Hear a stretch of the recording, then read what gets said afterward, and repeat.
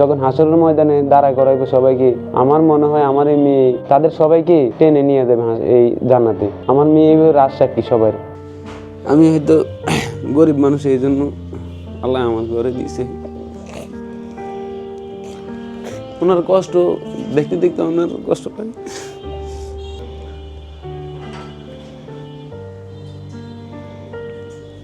আমি চোখের পানি পালাইতে পালাইতে আমার চোখ ব্যথা করে। এখন পরীক্ষা না নিলে তো আর এমন হইতো না। আমি আলহামদুলিল্লাহ খুশি আছি। হওয়ার পর আমার মেয়েটাকে নার্সে ধরতে পারেনি, টেবিলের উপরে পড়ে গেছে, মাথায় আঘাত পাইছে। নার্সে ডিসিশন দিছে উনি আর নাই। কতক্ষণ পরে দেহে হাত পা লড়াইতেছে, কান্নাকাটি করতেছে। পরে দিয়ে নার্সে আমাদেরকে বললো বোলা নিয়ে যান। আমরা বোলা গেছি, বোলাতে আইসিইউতে রাখছি। 2 দিনের দিন মোটামুটি ইনশাল্লাহ সুস্থ। অক্সিজেন দিছি। আমি আবার বাইক শেয়ার করতাম। আমি যাত্রী নিয়ে অনেক দূরে চলে গেছি।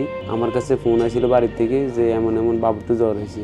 পরে দিয়ে আমি গেলে ঠিক আছে, কোনো ডাক্তারের কাছে না নিয়ে হাসপাতালে নিয়ে যাও, হাসপাতালে ভালো ট্রিটমেন্ট করবো। তো পরে রিক্সা দিয়ে যাওয়ার পথে আর কি ভালো ডেলিভারি 5-এর উপর থেকে পড়ে গেছে। পড়ে যায় মাথায় পিছনের সাইডটা বেশি আঘাত পাইছে। বরিশাল ঢাকা কোনো ডাক্তার মানে হাসপাতাল বাদ আছে কিনা আমার সন্দেহ। 5+ স্টার রেটিং প্রাপ্ত দেশের সর্বোচ্চ বিদ্যুৎ সাশ্রয়ী ও eco friendly Walton AC. Walton air conditioner, smart comfort এখন নেক্সট লেভেলে। আমি ওনারা নিয়ে অনেক দূরে আমার জীবনটা আমি ওনার পিছনে শেষ করেছি। বাবু যখন হয়েছে পয়সারে হাত থেকে পড়ে গেছে, টেবিলের উপরে পড়ে যায়। মানে ওইখানে একটা অ্যাক্সিডেন্ট, আর দ্বিতীয় অ্যাক্সিডেন্ট রিক্সার থেকে পড়ে গেছে। 2টা অ্যাক্সিডেন্ট। এই যে দেখেন উনি সব বুঝে। ডাক্তার আমাকে দেখাইছে। আমি যখন এই যে লাইটটা এদিকে নেবো, এই যে উনি এদিকে তাকাইবে, আবার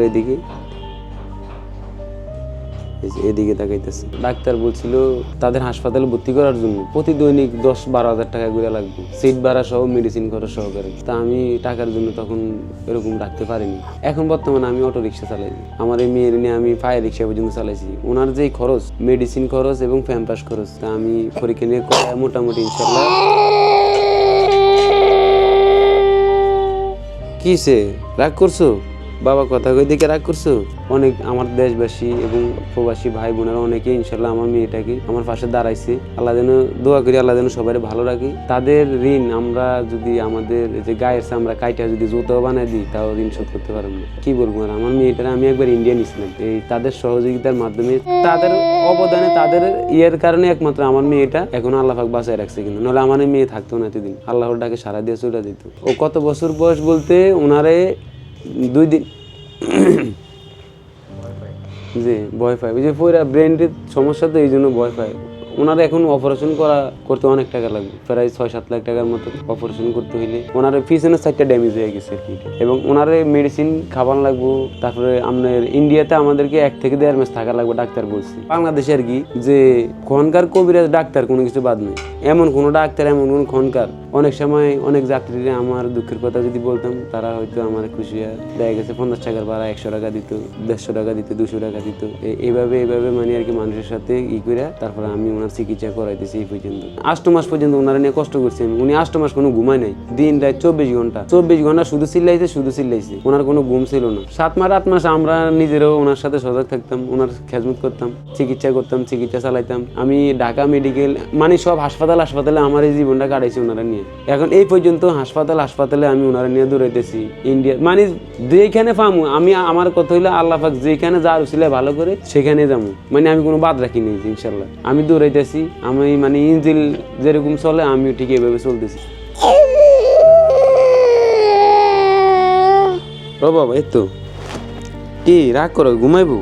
হ্যাঁ, আমার জীবনের সবচেয়ে বড় সম্পদ হলো এটাই। আমার মেয়ে আমার কাছে জান্নাতের পাখি। এই মেয়ের জন্য আমি সত্য কথা বলি, মিথ্যা কথা বলি, যাই বলি, শুধু আমার মেয়ের জন্য, আর কিছু না। আমার মেয়েটার চিকিৎসা আল্লাহ পাক নিয়ে, তারপরে আমার মেয়েটাকে সকলের দোয়ায় ভালো করে দেয়। দেশবাসী, প্রবাসী ভাই বোনেরা সকলের কাছে আমি এই দোয়াই করি। মেয়ে যদি আল্লাহ পাক সুস্থ করে দেয়, তাহলে আমার থেকে খুশি তো পৃথিবীতে কেউ মনে হয় হইব না। প্রথম কি করবো এটা তো আল্লাহ ভালো জানেন। আমি কি করবো, আমার তো আমি যদি মরে যাই তাহলে আমার মেয়েটার অনেক কষ্ট হয়। স্বপ্ন দেখুম কি আর, স্বপ্ন আল্লাহ সুস্থ করে দিলে তো দিতে, মুখে বলতে পারবো না ভাই। আমা, আম্মু, মা, ওই কাছে থাকা লাগে, সারাক্ষণ কাছে থাকতে হয়। খেলাধুলা করলে কিংবা ওনার সাথে শয়তানি মাতানি করলে একটু ভালো থাকে। আর নয়তো কান্দে একা একা শোয়াতে। আমরা সারা রাত সজাগ থাকি, রাতের 1টা 2টা 3টা সেহরি খাওয়ানোর জন্য জাগান লাগে না, আমরা উনি জাগায় দেয়।